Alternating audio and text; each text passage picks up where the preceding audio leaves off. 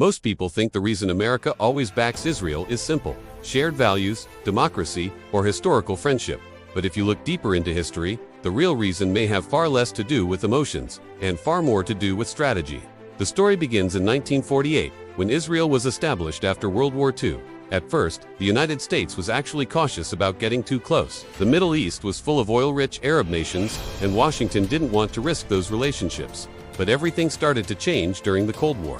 At that time, the Soviet Union was expanding its influence across the Middle East, forming alliances with countries like Egypt and Syria. For American strategists, this created a serious problem.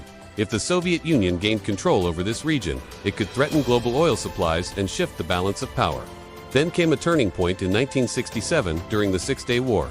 In less than a week, Israel defeated several neighboring armies.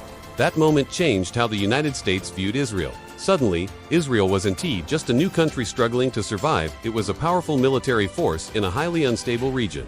For American policymakers, this meant something extremely valuable: a reliable ally. Over the next decades, cooperation grew deeper.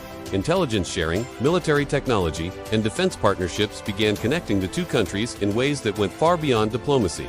By the 1970s and 80s, the alliance had become part of a larger security system in the Middle East. Even when crises happened like the 1973 oil embargo, the relationship didn't weaken.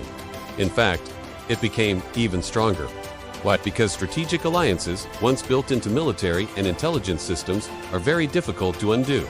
Today, the partnership between the United States and Israel is not just about politics. It's about decades of shared strategy, defense cooperation, and geopolitical influence in one of the most volatile regions on Earth. And that reveals an important lesson about global politics. The strongest alliances are often not built on friendship but on long-term strategic interests.